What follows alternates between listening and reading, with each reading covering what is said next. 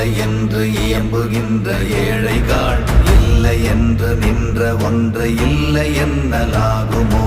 இல்லை அல்ல என்றும் அல்ல, இரண்டும் ஒன்றி நின்றதை எல்லை கண்டு கொண்டோர் இனி பிறப்பதிங்கு இல்லையே.